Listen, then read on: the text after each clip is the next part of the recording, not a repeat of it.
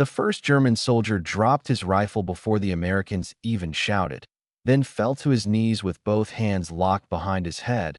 But when the guard reached for him, the man flinched as if the rifle would crush his skull, and before anyone could explain the fear, 3 more Germans stumbled from the ditch carrying a wounded boy who was smiling through blood because he had just seen an American medic running toward him.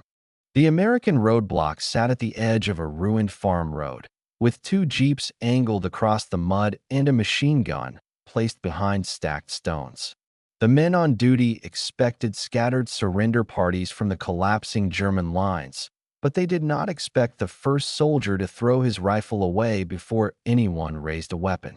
The German came running with his helmet loose, his coat open, and both hands shaking above his head. When an MP shouted for him to stop, the man dropped to his knees so hard that his face struck the mud. He kept his hands behind his head and squeezed his eyes shut, waiting for something worse than capture. An American guard stepped forward to search him, and the German flinched away so violently that the guard stopped. The prisoner kept repeating that he had surrendered, that he had no weapon, and that he did not want to be taken behind the barn. The interpreter was not there yet, so the words came out broken and frantic. Then 3 more Germans stumbled from the ditch, dragging a wounded boy between them with a white cloth tied to a stick. The boy's leg was wrapped in a dirty sleeve, and blood had soaked through the cloth. But when he saw the American medic running from the aid jeep, he smiled with a shocked, exhausted expression that made the soldiers around him pause.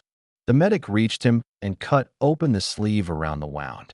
The boy grabbed the medic's wrist, not to stop him, but to hold on as if the touch proved he was not about to be shot. The first German on his knees saw the bandage coming out of the medical bag and began laughing under his breath, not from joy, but from disbelief. A second shot cracked from beyond the orchard, and the Americans shoved all 4 Germans behind the jeeps. The wounded boy pointed toward the trees and shouted a name. An MP looked over the hood and saw 2 German military policemen running back into the brush with rifles still in their hands. The patrol moved fast. 2 Americans circled the orchard wall while the machine gunner covered the road. Within minutes, 1 German military policeman was caught near a broken cart, carrying a notebook, a whistle, and a folded paper marked with names. The interpreter arrived from the village checkpoint and read the notebook aloud.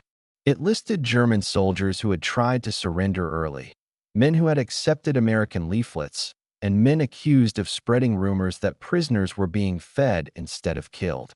The first German soldier finally lifted his head. He pointed at the notebook and said the men on the list had been told capture meant death, but refusing to fight also meant death. He said the wounded boy smiled because he had expected an American bullet and received a bandage instead. The captured military policeman claimed he was only keeping order during retreat, but the wounded boy shook his head and pointed to the orchard. The patrol searched deeper and found a hidden pit behind a collapsed wall, filled not with bodies, but with helmets, belts, and identity tags removed from men before punishment. The initial conflict became clear before the prisoners were loaded for transport. These men had not surrendered because they understood the rules of war. They had surrendered because the first visible act of American custody, a medic kneeling in the mud with a bandage, shattered the terror their own officers had planted in them. Subscribe for more forgotten German POW stories like this one. The 4 Germans were taken to a temporary enclosure beside a schoolhouse, but the first man refused to step away from the American guards. He looked at the wire, then at the German prisoners already inside, and asked whether officers from his own unit would be allowed to speak to him. The lieutenant ordered the new prisoners placed near the medical tent instead of the main holding area. The decision seemed small, but the reaction was immediate. A group of German officers behind the inner fence began shouting that the new arrivals were deserters and should be returned for unit discipline. The wounded boy heard the shouting and tried to sit up from the stretcher. The medic pushed him back, and the boy gave another strange smile when the medic stayed beside him instead of turning him over to the officers. That smile spread to the first soldier, who stared at the medical tent as if he still could not believe it was real. The escalation began when an older German sergeant inside the enclosure quietly stepped toward the rope line and held out a torn bread wrapper. The wrapper came from an American ration packet and had 3 names written on the back. He said those men had disappeared after admitting they wanted to surrender. The lieutenant ordered the sergeant protected and had the names copied. MPs searched the newly captured military policeman and found a second folded paper hidden beneath the lining of his cap. The paper carried the same 3 names, but 2 had been crossed out. A patrol was sent back toward the Orchard Road with the older sergeant as guide. They found a shed behind the farm, its door barred from the outside. Inside were 2 German soldiers, alive but weak, with their coats turned inside out and their identity tags removed. When the 2 men were carried into the schoolhouse yard, every prisoner saw American medics treat them before asking questions. The first soldier from the road watched the scene and smiled openly this time, because the men he thought were already gone were breathing, drinking water, and being counted by name.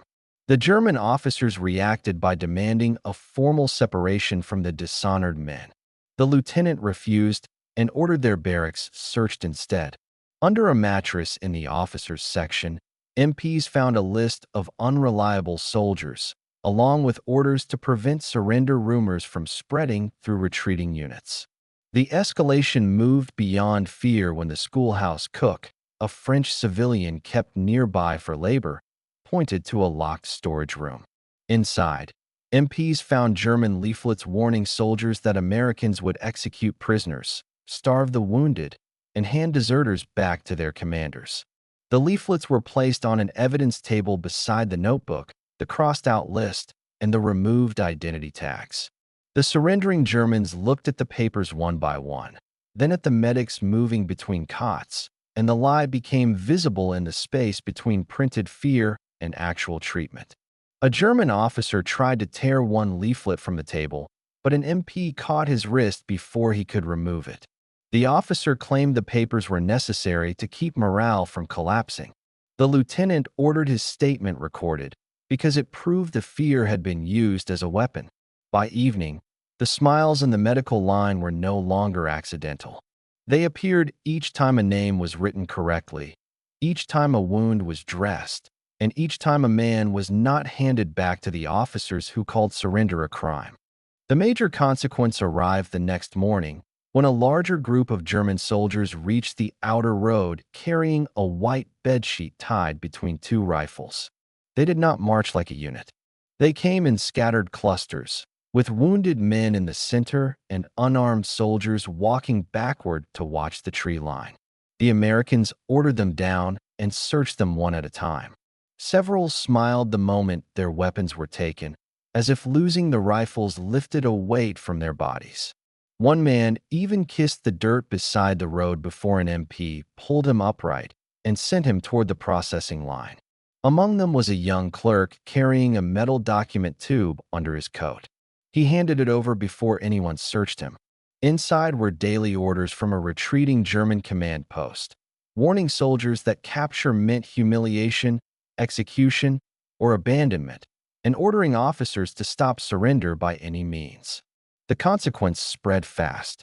The lieutenant stopped routine intake and ordered every new prisoner questioned separately. Men who had smiled a minute earlier began giving names of roads, barns, officers, and punishment points where surrendering soldiers had been threatened or marked.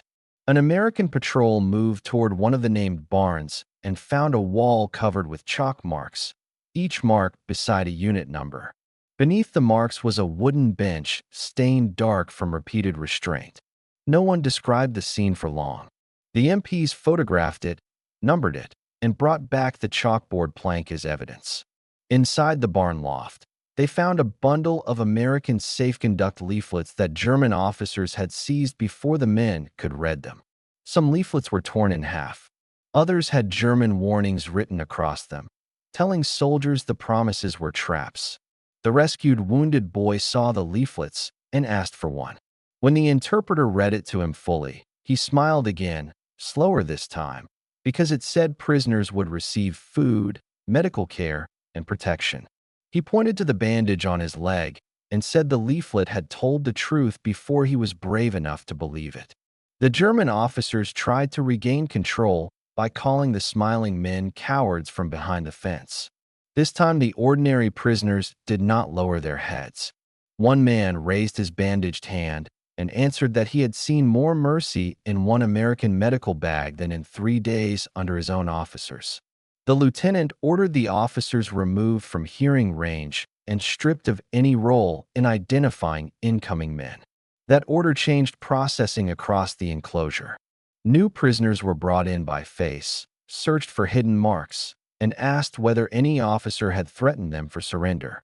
The major consequence became official when the document tube, the leaflets, the removed tags, and the testimony from the barn were attached to a field report. The roadblock was no longer only receiving prisoners. It had uncovered an organized campaign to make capture seem more terrifying than combat. By afternoon, the first group of surrendered men was moved into clean shelter near the schoolhouse. They received soup, water, and dry socks. The camera-like memory of the moment was simple. Men who had fallen to their knees expecting death were now sitting under guard, smiling carefully into tin cups because survival had become real. The major reversal began when the wounded boy found a familiar name on the missing list posted near the schoolhouse wall. It belonged to his older brother, who had been taken from their column after saying he would rather surrender than fire another shot. The boy tried to stand, but the medic stopped him.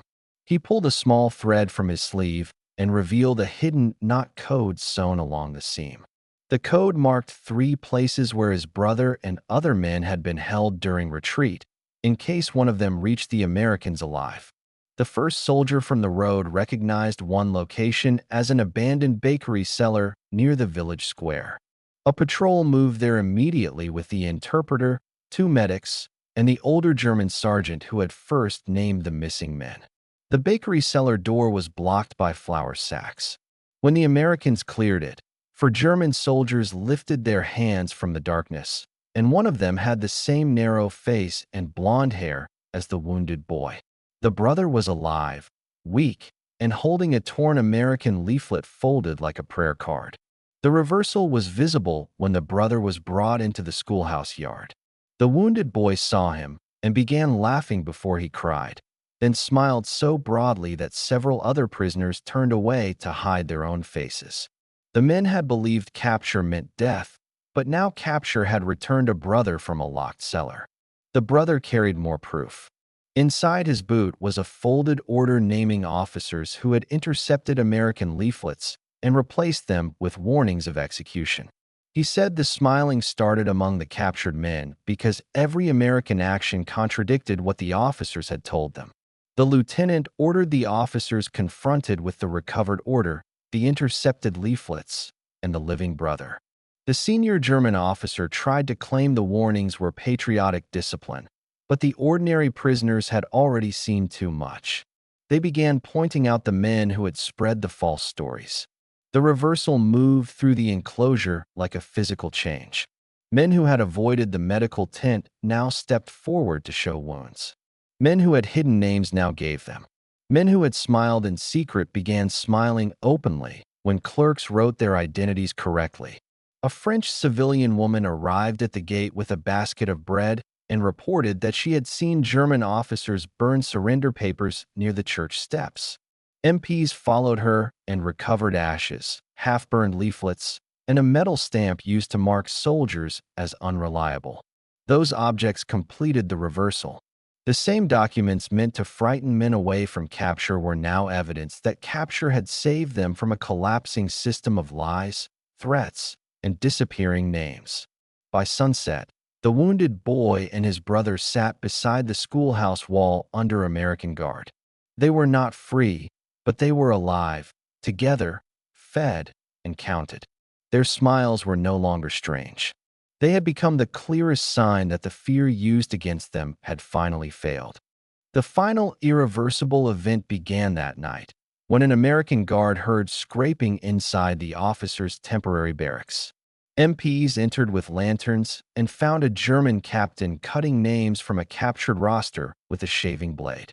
The captain tried to hide the scraps in his mouth, but an MP forced his hand down and recovered enough pieces to show the names of men who had smiled in the medical line, accepted leaflets, or identified the bakery seller. The officers were still trying to erase witnesses after American protection had begun. The lieutenant ordered the entire barracks searched under floodlights. Behind a loose wall panel, MPs found a packet of false casualty reports prepared for men who had surrendered safely. Each report listed a different battlefield location, making it appear that the men had died before capture. The wounded boy's brother found his own name on one of the false reports. He touched the paper, then looked toward his brother beside the infirmary tent. The smile vanished for a moment, then returned differently because the paper said he was dead while he stood alive in front of the men who had written it. The final evidence came from a locked German field chest seized from the officer group. Inside were stacks of safe conduct leaflets, identity tags, punishment notes, and a roster titled "Surrendered Without Permission." The list included nearly every man who had arrived smiling after medical care. The lieutenant ordered a new processing rule before dawn. No German officer could control prisoner identity. No group roster would be trusted without individual confirmation, and every man from the roadblock sector would be photographed, medically checked, and recorded by American clerks before entering the main camp. The officers were moved into a separate guarded section, while the ordinary prisoners were processed by name. The smiles changed again during that line. They were no longer only relief. They were proof that the men had passed through fear, lies, and attempted erasure into a record their own officers could not alter. The first soldier from the roadblock was called forward. He stood where he had once fallen to his knees, this time inside the camp gate, holding a tin cup and a dry blanket. When the clerk asked his name, he answered clearly and watched it written into the book. The wounded boy and his brother were processed together. The medic changed the boy's bandage while the clerk wrote both names on separate cards. The brother kept the torn leaflet until the clerk sealed it into evidence, then smiled because the promise printed on it had become a record. Before sunrise, the false death reports, the seized leaflets, the rosters, and the identity tags were locked in an evidence crate.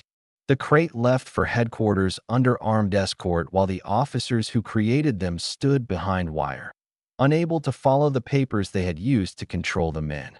The final irreversible moment came when the roadblock gate opened for another group of surrendering Germans, and this time the first processed prisoners called out to them that the medics were real and the food was real. The new arrivals lowered their weapons faster, and one man began smiling before his knees even touched the ground. By morning, the schoolhouse yard looked different because fear had lost its first battle there. The men who thought capture meant death now carried blankets, medical cards, and written names that could not be crossed out by their officers. The wounded boy sat beside his brother as another surrender group entered the gate, and when the first new prisoner smiled at the sight of the medics, the older men smiled back because they finally understood why survival had felt impossible only hours before. Most people know how World War II ended. Very few know what happened inside these prison camps. Subscribe for more untold WW2 stories.